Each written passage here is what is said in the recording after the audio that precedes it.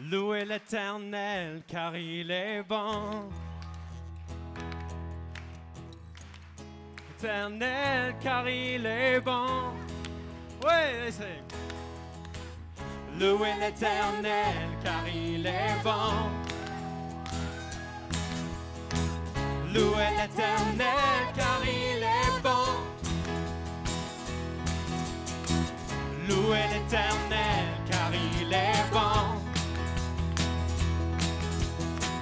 Louez l'Éternel, car il est bon. Louez l'Éternel, car il est bon. Louez l'Éternel, car il est bon. Louez l'Éternel. Louez l'Éternel, car il est bon. Louez l'Éternel, car il est bon. Louez l'Éternel. Louez l'Éternel, car il est bon. Louez l'Éternel, car il est bon. Je m'écris, loué soit l'Éternel. Je suis délivré de tous mes ennemis. Je m'écris, loué soit l'Éternel. Je suis délivré de tous mes ennemis.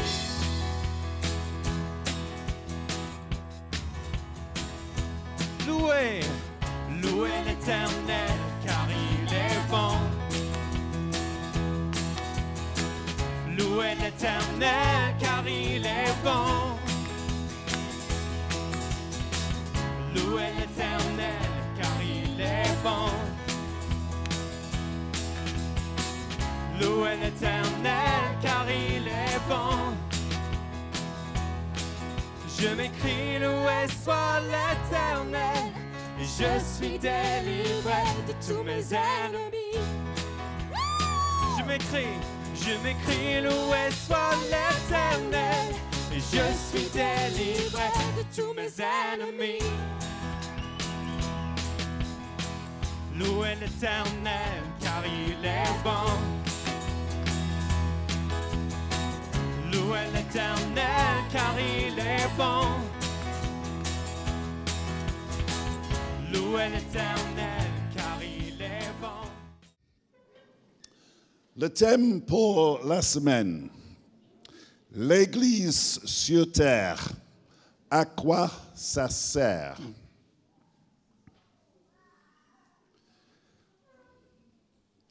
Bien sûr, l'Église, ce n'est pas pour nous.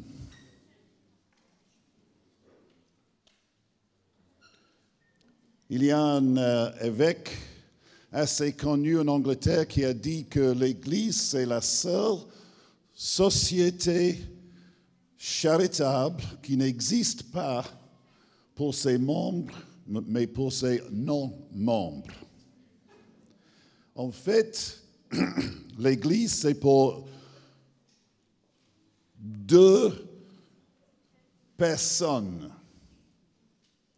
Premièrement, pour Dieu lui-même. On est là pour lui. On existe pour sa gloire. Deuxièmement, on est là pour les autres. L'Église, c'est pour les autres. Est-ce que vous voulez tourner à votre voisin et est-ce que vous voulez dire l'Église, c'est pour les autres? Non, plus fort, plus clairement, l'Église, c'est pour les autres.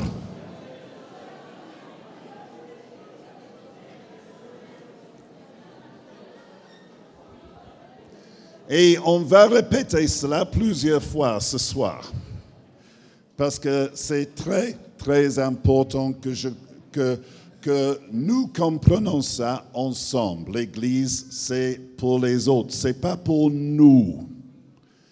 C'est pas quelque chose, l'Église, qui nous sert. Et des fois, on a toutes sortes d'idées en ce qui concerne l'Église, que c'est là pour nous, et si on ne l'aime pas tellement, on peut toujours aller ailleurs.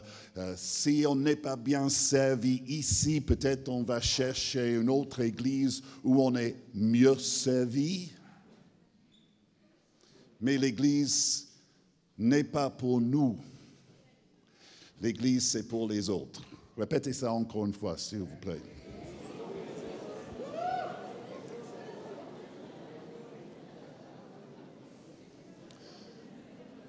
En parlant de l'Église, cette semaine, on a eu quelques pistes. On a eu lundi matin, lundi soir, avant les orages, une parole prophétique que Dieu veut aiguiser les épées de nos vies d'individus et de nos églises. Il y a quelque chose qui ne coupe pas dans nos vies et dans les vies de nos églises, et Dieu veut nous aiguiser. Eddie nous a rappelé mardi matin qu'à la fin de l'histoire, il y aura une vaste foule devant le trône de Dieu. Ça, c'est le projet de Dieu, de ramasser toute une foule de toutes les nations devant son trône. Ça, c'est l'Église à la fin de l'histoire. Il n'y a pas simplement un petit troupeau, il y aura une vaste foule. Et il nous a parlé d'une mission 3D, proclamer le royaume, implanter des communautés du roi et bénir les pauvres. Je répète tout ça parce que je ne sais pas si c'est votre cas ou pas, mais quand je vais dans des conférences comme ceci, et j'en fais pas mal, je dois dire. La semaine dernière, on était en Angleterre dans un camp de 2300, 400 personnes. Et comme ici, c'est les réunions, les matins, les soirs, et c'est possible d'oublier les pistes que Dieu nous donne. Mais le Saint-Esprit est en train d'essayer de construire quelque chose dans nos vies et dans nos cœurs. On ne veut pas simplement des messages inspirationnels, mais chacun fait son truc, quoi. Dieu, le Saint-Esprit, est en train d'essayer de construire quelque chose dans nos cœurs et dans nos églises. Marc nous a parlé du contenu de l'Évangile. C'est un évangile de salut personnel et c'est un évangile du royaume de Dieu. Et Dieu veut nous emmener son règne, il veut nous apporter son règne ici sur terre. Rich et Kate nous ont parlé de comment peut-on être cette Église missionnaire dans la terre, dans notre monde d'aujourd'hui. Pendant les siècles, la mission de l'Église a resté le même, mais a changé chaque siècle. Ça veut dire que le but de la mission de Dieu est, il faut se souvenir que c'est Dieu qui est en mission. Ce n'est pas simplement son Église qui est en mission, c'est Dieu qui est en mission. C'est Dieu qui cherche les perdus. C'est Dieu qui ramasse cette foule glorieuse autour de son trône. C'est Dieu qui cherche son peuple. C'est Dieu, le Saint-Esprit, qui est là maintenant, en ce moment, qui fait beaucoup plus que nous dans notre monde. C'est lui qui est en mission. Et la mission, c'est la même, mais la forme de la mission, ça change. Et ça doit changer. Pendant les siècles et dans notre siècle, ça doit changer encore une fois. Et notre problème, souvent comme Église, c'est qu'on est coincé dans une façon de faire les choses qui n'est plus valable dans notre situation actuelle. Et Richard et Kate sont en train d'essayer de nous provoquer à faire la mission de Dieu dans une façon qui va marcher maintenant avec les gens qui sont autour de nous, pas les relations long terme. Ça va prendre du temps et ça va prendre une vie beaucoup plus relationnelle. Par la compassion, en écoutant les gens. Je suis sûr que vous savez tous que les chrétiens aiment downloader le message.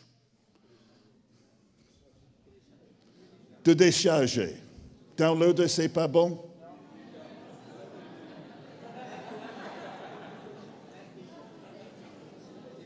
Décharger.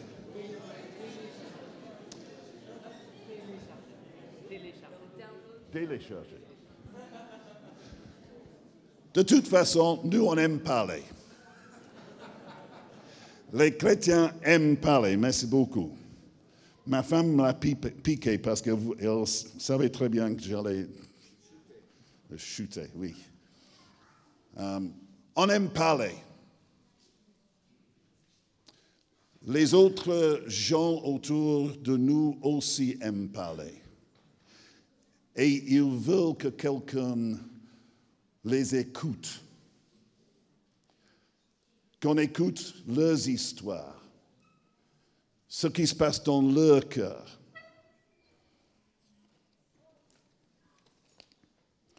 Patricia, hier soir, nous a donné une vision de destinée en marche.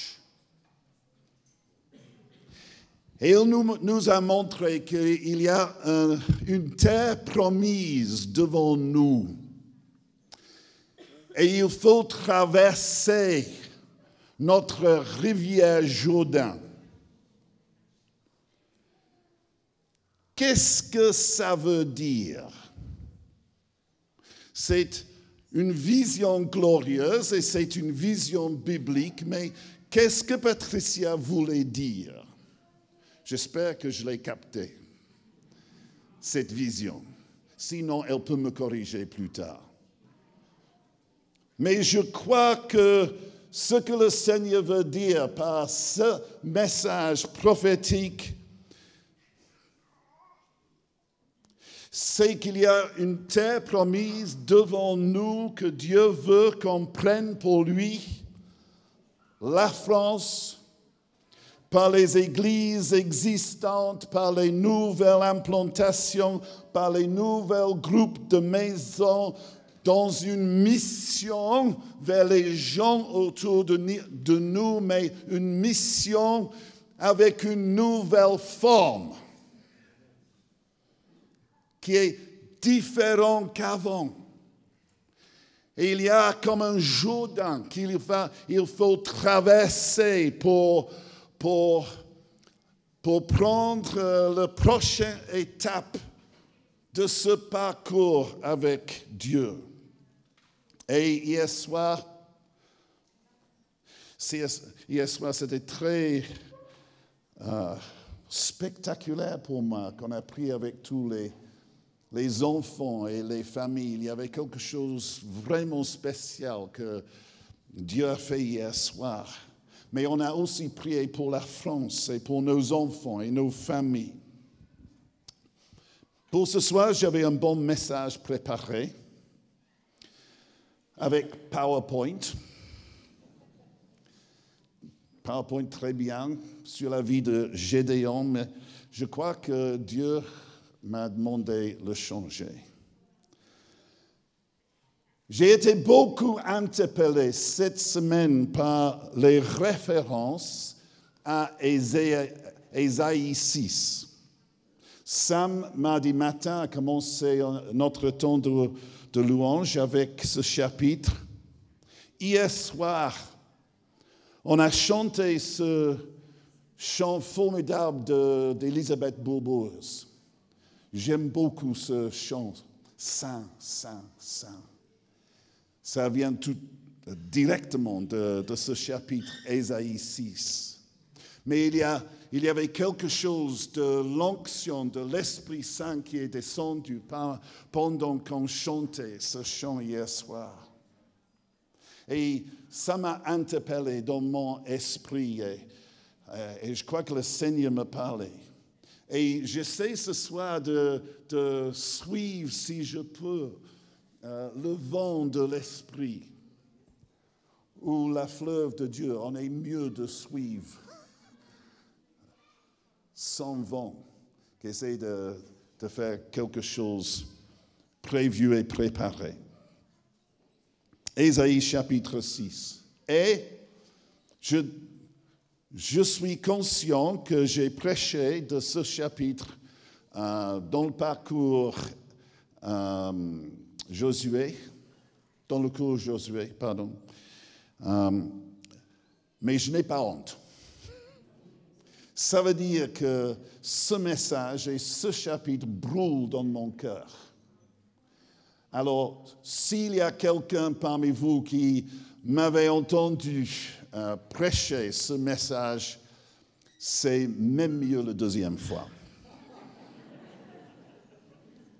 L'année de la mort du roi Osias, je vis le Seigneur siégeant sur un trône très élevé. Les pans de son vêtement remplissaient le temple. Des séraphins se tenaient au-dessus de lui. Chacun d'eux avait 6 ailes, 2 ailes pour se couvrir le visage, 2 autres pour se voiler le corps, et les 2 dernières pour voler. S'adressant l'un à l'autre, ils proclamaient « Saint, Saint, Saint est le Seigneur des armées célestes. Toute la terre est pleine de sa gloire. » Les montants des portes du temple se mirent à trembler au son de ses voix, tandis que le sanctuaire se remplit de fumée. Je sais bien que c'est une image bien connue. Et je sais bien qu'il y a beaucoup de gens ici qui ont lu ce chapitre plusieurs fois. Mais c'est une vision qui captive nos cœurs et qui a captivé le cœur de Ésaïe, qui avait peut-être 20 ans. Pas beaucoup plus.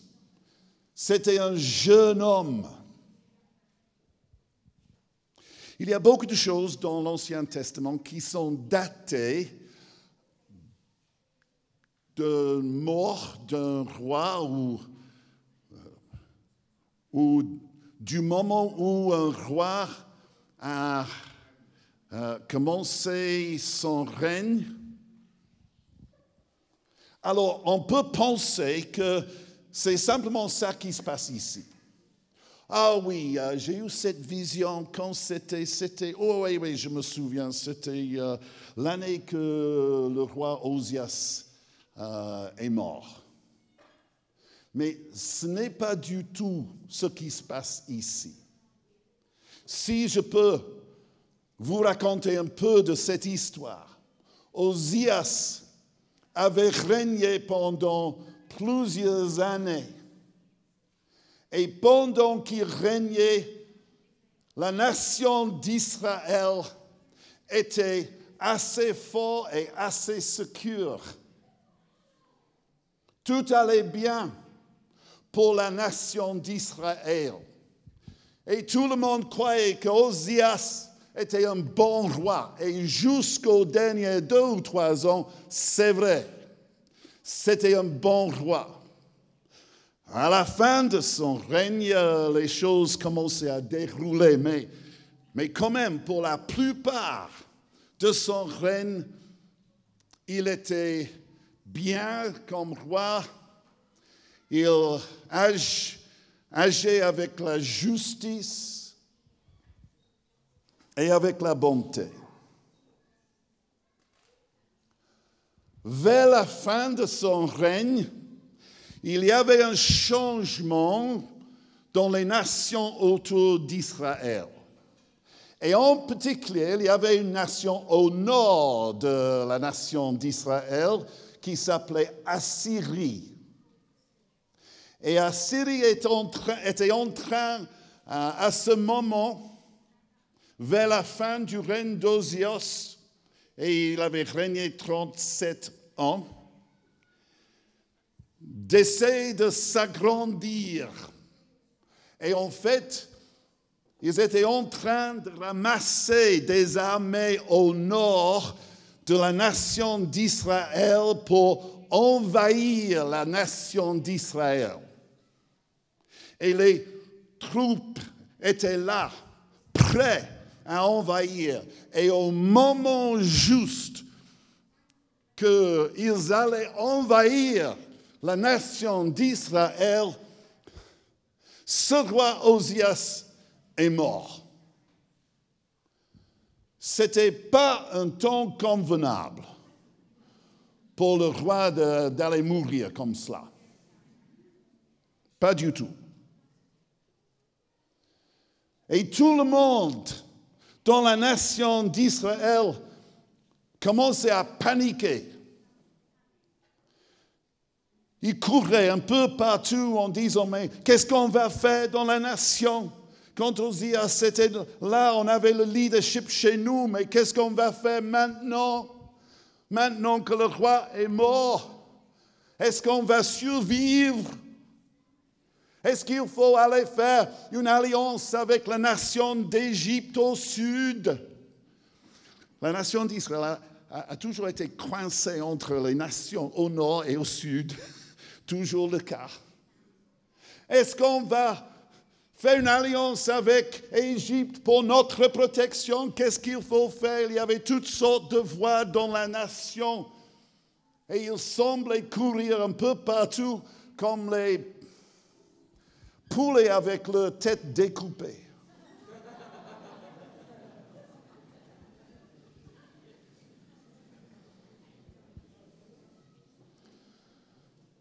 À ce moment de l'histoire, Ésaïe, ce jeune homme d'une 20aine d'années, est allé dans le temple. Tous les leaders dans la nation essaient de tout faire, tout conduire dans les affaires des nations, mais Ésaïe est allé dans le temple. Qu'est-ce qu'il faut faire? Il faut aller au temple. Et c'était à ce moment-là qu'il a reçu cette vision qui allait changer sa vie. D'un roi beaucoup plus glorieux, siégeant sur son trône dans les cieux. Un roi humain avait tombé de son trône. Mais il y avait toujours un roi aux cieux.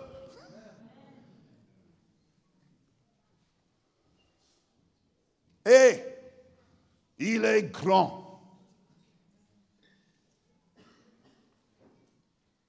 Les séraphins étaient autour de lui, les anges.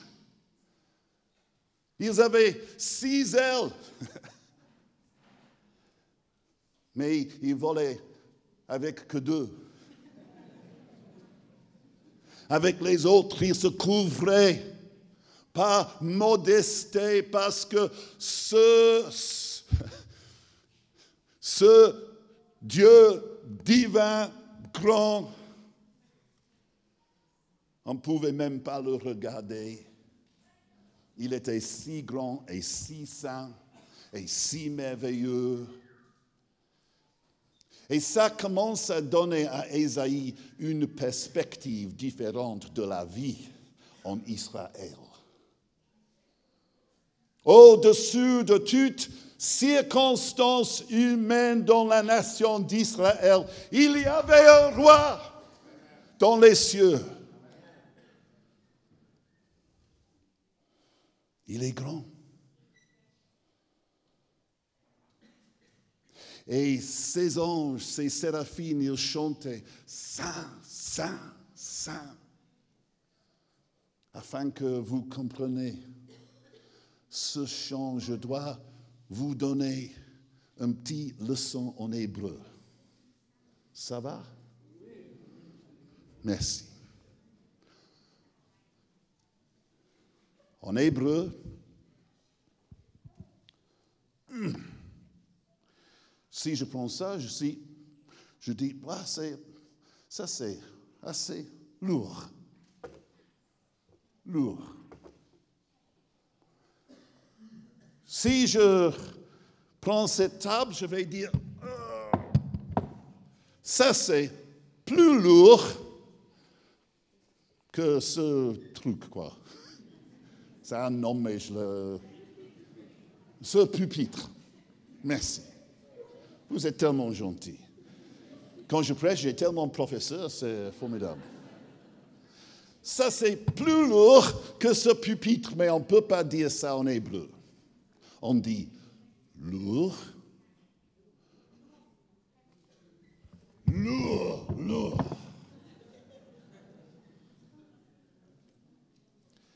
Et si j'essaie de prendre ce clavier qui est plus lourd que cette table, je ne peux pas dire ça, c'est le plus lourd truc dans cette salle. Je dois dire lourd, lourd, lourd, lourd, lourd, lourd. Heavy, heavy, heavy. Ça, c'est comment la langue hébreu fonctionne.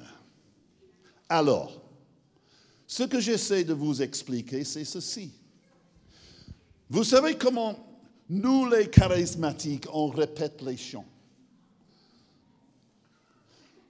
On chante une fois, 2 fois, 3 fois, peut-être si c'est un bon chant et il y a une onction, peut-être 4 ou 5 fois. Et si c'est John Bilson qui dirige, c'est peut-être 10 fois.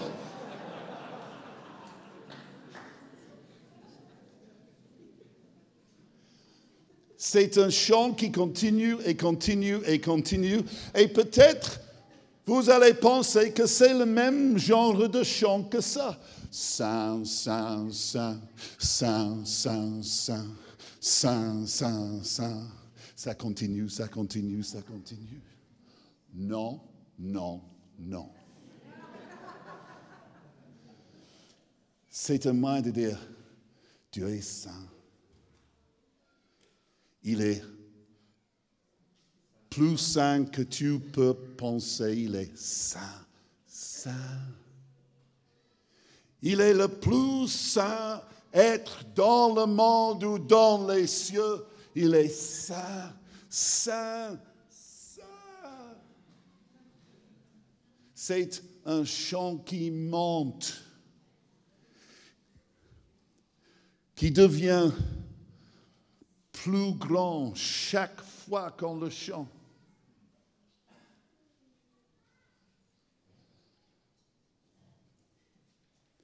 Et Ésaïe va dans le temple avec ce problème que le roi est mort.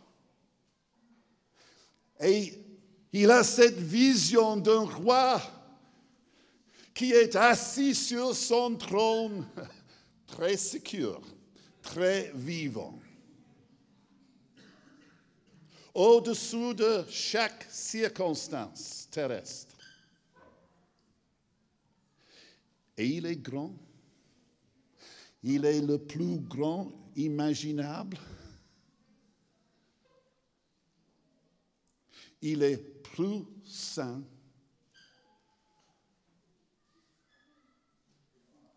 qu'il a jamais vu.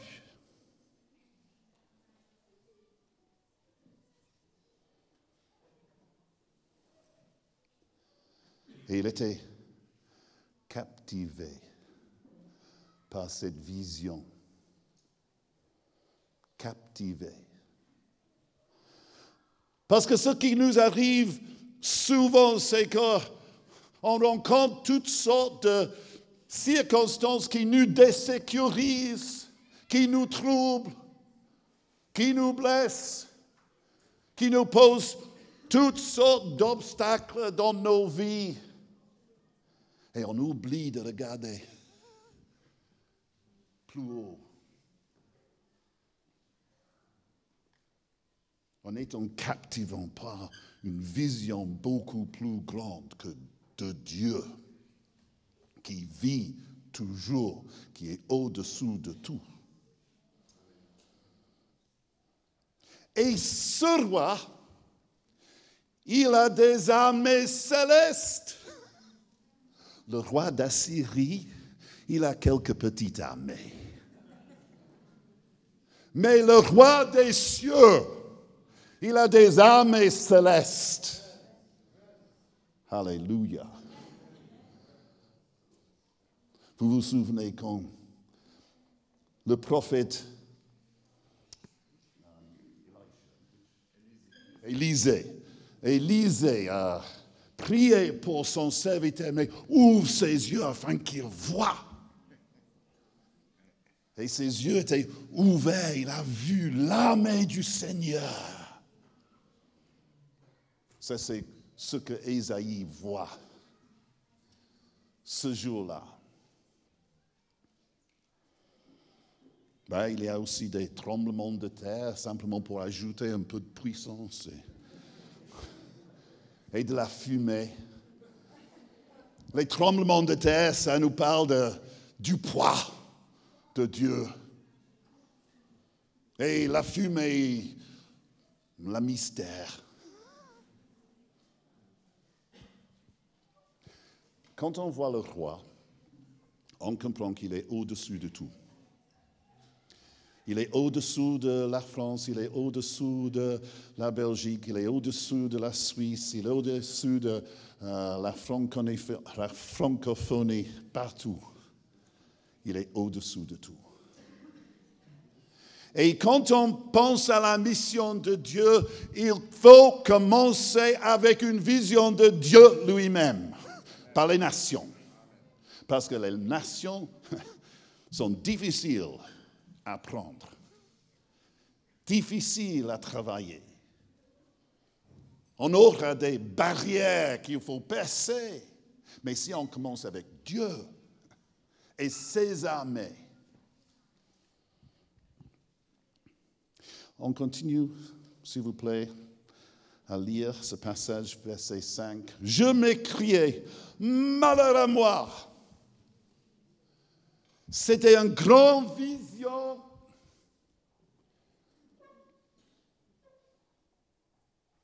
Quand on voit la sainteté de Dieu et la grandeur de Dieu, il y a deux choses qui se passent. On est attiré vers lui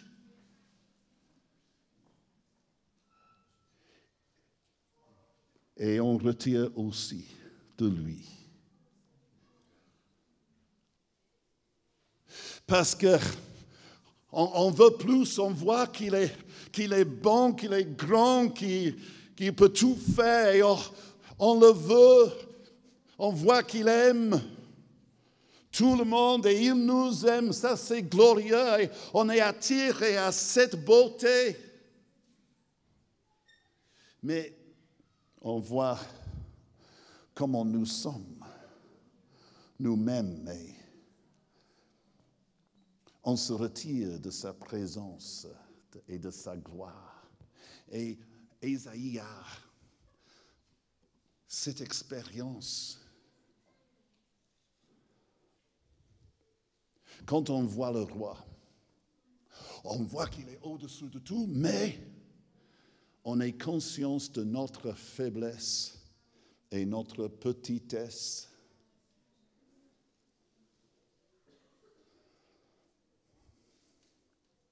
Malheur à moi, je suis perdu, car j'ai les lèvres impures et j'habite au milieu d'un peuple aux lèvres impures. Et voici que de mes yeux, j'ai vu le roi, le Seigneur des armées célestes. Je me suis toujours posé la question, pourquoi a-t-il réagi, Ésaïe, comme ceci? Je comprends très bien qu'il avait honte, qu'il voyait bien ses péchés, sa méchanceté. Mais pourquoi focalise-t-il sur les lèvres? Pourquoi? Je crois que j'ai la bonne réponse. Je crois. Il entend le chant des anges et des séraphins qui chantent « Saint, Saint, Saint ». Et le roi des armées célestes. Toute la terre est pleine de sa gloire. Il entend le chant et il dit,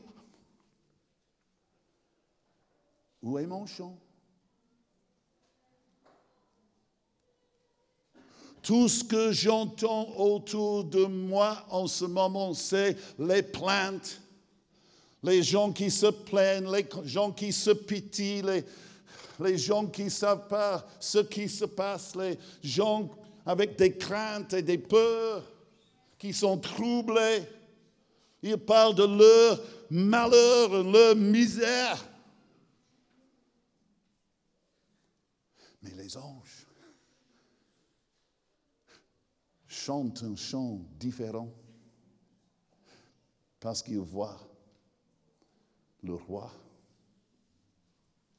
Et quand on voit le roi, on chante un chant différent.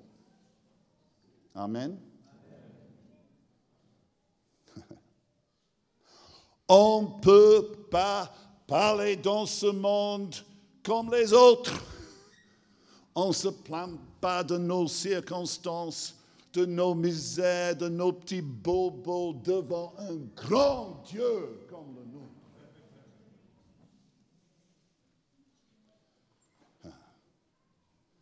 Je vis parmi des gens impurs parce qu'on chante un chant de ce monde et pas un chant d'ange. Qui veut chanter un chant d'ange dans ce monde? Amen.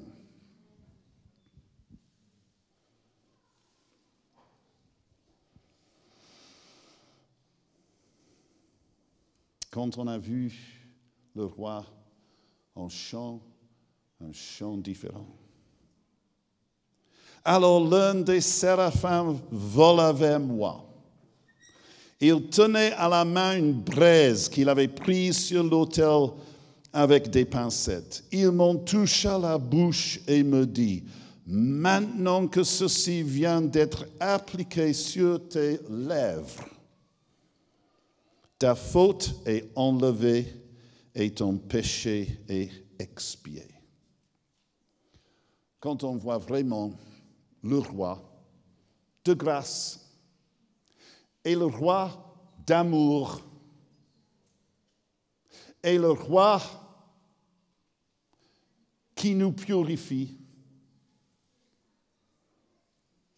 il nous libère de toutes nos craintes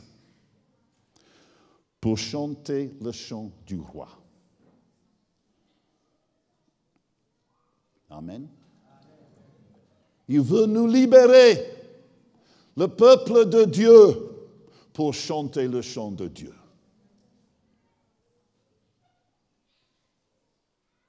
Et j'entendis alors le Seigneur qui disait, « Qui enverrai-je? Qui marchera pour nous? » Alors je répondis, « Je suis prêt, envoie-moi. » Il avait une vingtaine d'années. On ne sait pas exactement ce qu'il avait planifié pour sa vie. Mais il avait vu le roi des rois, il avait vu le roi des cieux. Et il voulait être à lui, consacré à son service. Il voulait parler pour lui. Il voulait parler la parole de Dieu dans sa génération. Et il l'a fait pendant 40 ans. Et c'était un temps de pas mal de difficultés pour la nation d'Israël. Mais il avait vu le roi. Alors, il avait prophétisé pendant une quarantaine d'années, clairement, parce qu'il savait que le roi était avec eux. Quand on voit le roi, on comprend qu'il veut nous envoyer avec un message d'espoir aux autres. Et c'était ça que Ésaïe prêchait. C'était un message d'espoir. Et je dois vous dire qu'en fait, la nation d'Israël était envahie par les Assyriens. Ils vivaient des années très difficiles. Mais Ésaïe avait vu le roi, il prophétisait, mais vous avez un roi nation d'Israël. Il ne faut pas perdre votre espoir, il ne faut pas aller faire une alliance avec l'Égypte, il faut faire confiance en Dieu, le roi des cieux. Et quand on a vu le roi, on comprend que c'est lui qui va sauver nos amis, qui va sauver nos nations. C'est lui qui peut percer avec sa vie dans leur vie. C'est lui qui a le pouvoir et personne d'autre. Alors il faut parler de lui. Il faut que nos lèvres soient purifiées afin qu'on chante un chant différent dans ce monde. On ne chante pas le chant que les autres chantent. Amen. On chante un chant différent. Et ce que Dieu essaie de nous dire cette semaine, j'en suis sûr, c'est qu'il veut des gens dans nos églises, dans nos familles qui ont vu le roi, qui sont centrés sur le roi, qui ne chantent pas le chant des autres, mais qui chantent le chant du roi des rois, qui n'ont pas des craintes, qui ne voient pas la même histoire que les autres. On voit une histoire beaucoup plus glorieuse. Et Ésaïe comprend qu'il doit être envoyé. Envoie-moi. Envoie-moi. On ne peut pas aller dans notre force à nous ou avec nos idées à nous. Il faut avoir cette certitude que c'est Dieu qui nous appelle à chanter un chant différent dans ce monde. Et on lui répond, envoie-moi.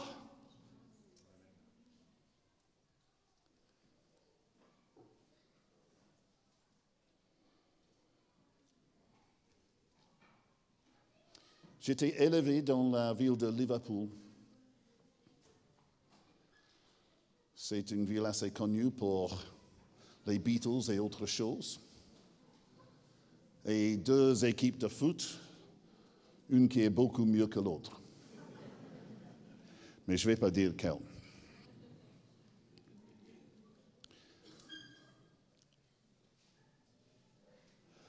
Mon père n'était pas chrétien. Ma mère était convertie après qu'ils s'étaient mariés. Je me souviens de beaucoup d'arguments, de disputes dans notre maison. Ce n'était pas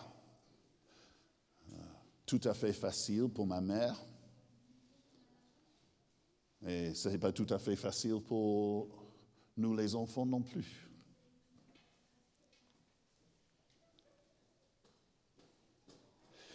Il y avait un pasteur dans l'église où on fréquentait qui avait vu le roi. Je dois vous dire. Quand il avait 18-19 ans, son père était alcoolique. Chaque nuit, il le mettait au lit. Il vivait une vie assez misérable. Mais un soir, on l'a emmené à une réunion conduit par un évangéliste qui bougeait beaucoup dans les signes, les miracles et tout ça. C'était un évangéliste qui s'appelait George Jeffreys. À l'époque, il y avait 3 frères Jeffreys. Edward Jeffreys, George Jeffreys, Stephen Jeffreys, qui étaient tous des ministères de réveil et de signes et de miracles et de guérison. Ils ont fondé toutes les églises Elim. Et mon pasteur est allé à cette réunion et il a vu la main de Dieu, les aveugles qui voyaient, les assourdis qui entendaient, les gens qui n'avaient pas d'œil dans le socket, dans l'orbite. Ça se mettait en place sous la main de Dieu. Il voit des gens qui boitaient, courir autour de cette réunion. Il était captivé par le roi. Il voyait qu'il était vivant. Et il s'est consacré à Jésus ce soir-là. Il y avait toutes sortes de personnes qui étaient converties en même temps. Toute une bande. Et quand il partait de la ville de Liverpool, George Jeffreys disait à mon pasteur, il faut s'occuper d'eux. Comme ça. Il est devenu pasteur comme ça. Mais il était captivé par le roi. Et pendant 40 ans, il a aimé les gens du quartier où il habitait. Il se donnait à leurs soins. Il priait pour eux. Il était le bienvenu dans chaque maison, chaque famille, chrétien, non chrétien. Ça n'avait pas d'importance. Mais il était le bienvenu. J'étais élevé dans cette église. Il me racontait ces histoires qu'il avait vues. Moi, je les ai vues. Avec mes yeux aussi, j'étais captivé par le roi des rois. Et comme mon pasteur avait le sentiment qu'il y avait...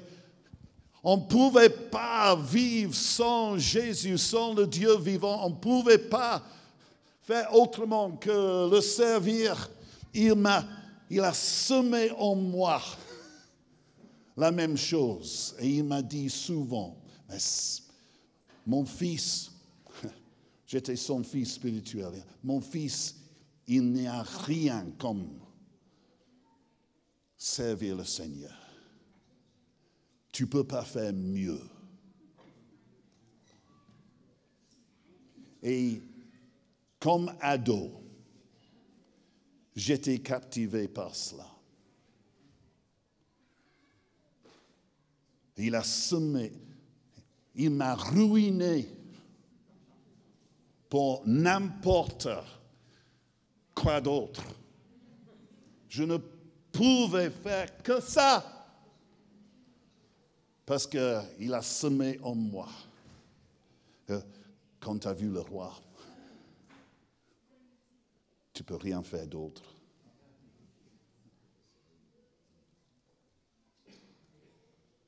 À 14 ans, je prêchais dans l'église. À 14 ans, je prêchais dans les rues. Je crois que c'était normal. Dans mes années ados, je prêchais sur les plages. Quand ils sont en vacances, les gens ont le temps de bien penser et réfléchir sur la vie. Il y avait toute une organisation de mission de plage et j'étais là avec eux. Et je ne dis pas ça pour me vanter, mais simplement quand on a vu le roi, on veut chanter un chant différent parce que les gens ont besoin de ce chant différent. Et on ne peut rien faire d'autre. Et si on ne chante pas, on a toujours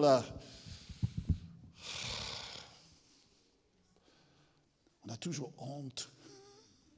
Parce qu'on sait bien qu'on n'est pas vrai. Parce qu'on a vu le roi. Et c'est que le roi qui peut passer dans les vies d'autres gens et qui peuvent les sauver. Amen.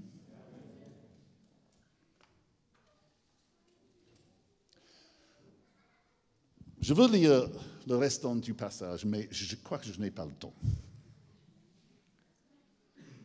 Le restant de l'appel d'Ésaïe, ce n'était pas si merveilleux que ça. Il a dit à Dieu, envoie-moi, et Dieu a dit, oui, je vais t'envoyer. T'en fais pas. J'ai une tâche pour toi. Et il a dit, tu vas prophétiser, tu vas prêcher, tu vas donner la parole de Dieu. Jusqu'à les villes de ce pays soient totalement détruites. Et Ésaïe dit, ah bon? Jusqu'à quand dois-je parler, chanter un autre chant? Et Dieu lui a dit, continuellement, ça ne s'arrête pas. Si les gens répondent ou pas. Et même si la nation d'Israël, c'est comme un arbre qui est découpé et il n'y a qu'un tronc qui reste, tu vas continuer à chanter un chant différent. Mais, chapitre 11, de ce tronc poussera un rejeton. D'où sort-il cela, Ésaïe? Il avait vu le roi. Quand tu as vu le roi, même le tronc, l'arbre découpé, c'est un signe d'espoir. Avec ce roi vivant, tout peut changer. Tout le monde peut être sauvé.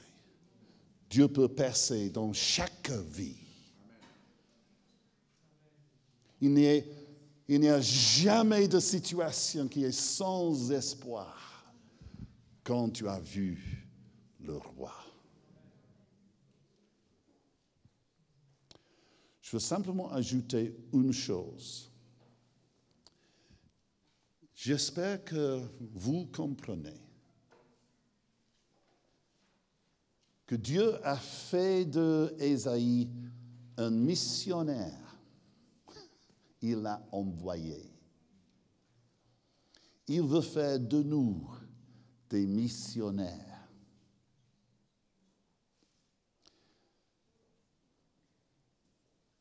Les missionnaires prennent le temps de se préparer.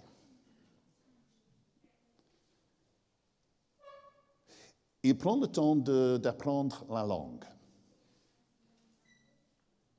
Parce que sans cela, on ne peut pas communiquer. Ils prennent le temps d'apprendre une nouvelle culture. Nous avons un problème dans l'Église. Et c'est ceci.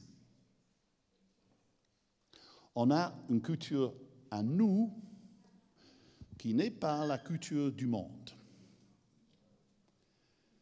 Et si on veut être des missionnaires efficaces et fructueux parmi ce monde, il faut qu'on apprenne la langue qu'ils parlent. Et il faut qu'on apprenne leur culture aussi et comment ça marche. On ne peut pas simplement parler à nous comme nous on pense. C'est une autre culture et une autre langue. Et je crois que ça, c'est le terrain nouveau où Dieu veut nous emmener. C'est de devenir un peuple missionnaire avec une vision de Dieu, avec un chant différent, mais avec une compréhension de la langue que les autres parlent et de la culture dans laquelle ils vivent. Et ça, c'est notre défi. C'est pas si facile que ça. On peut dire oui, mais il faut travailler cela.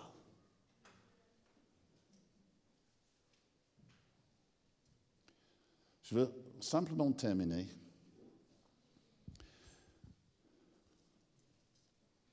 J'avais d'autres choses à dire, mais je crois que ça suffit. En vous invitant,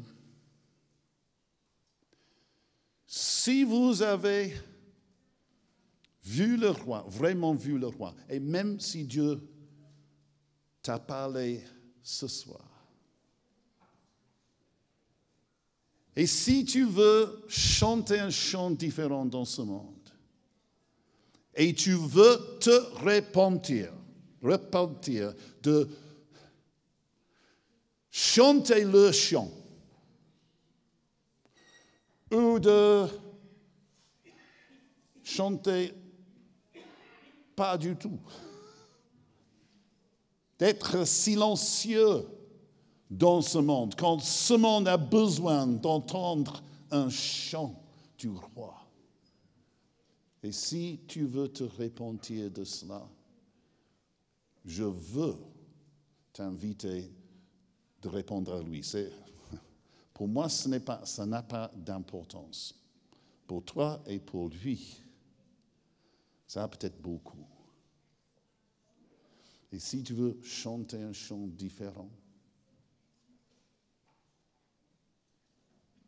et tu vas te donner à apprendre la langue du monde et la culture du monde afin que tu puisses chanter un chant différent. Ça veut dire pas simplement de donner sans écouter, sans entendre, sans sentir où les gens sont. Je veux vous inviter de vous mettre debout et je veux simplement prier. C'est un moment de consécration.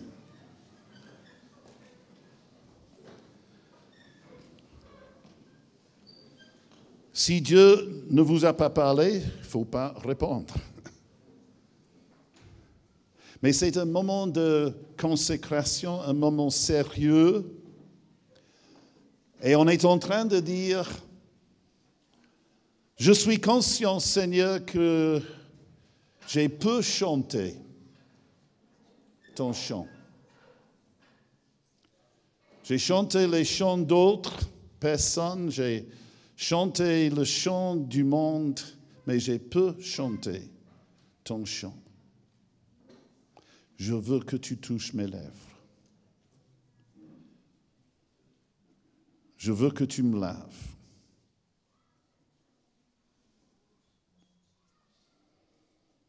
Je veux que tu m'aimes ton feu dans mon cœur, afin que je sois captivé encore une fois par ta grandeur, par ta sainteté, par ta puissance, par ta gloire. Je ne veux pas simplement chanter les chants dans la louange avec ton peuple, mais je veux chanter ton chant dans ce monde. Brûle en nous, Seigneur. Brûle dans nos cœurs cette vision du roi. Brûle dans nos cœurs. Seigneur, je prie simplement pour mes frères et mes sœurs maintenant qui s'approchent à toi.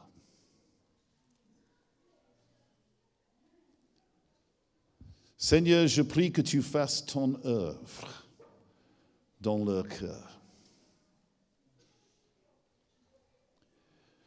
Que tu les captives aussi avec une vision du roi des rois, du roi des cieux, du roi qui est au-dessous de tout. Que tu brûles dans le cœur avec cette vision. Et comme tu as captivé Ésaïe, je prie que tu captives les cœurs de ton peuple ici.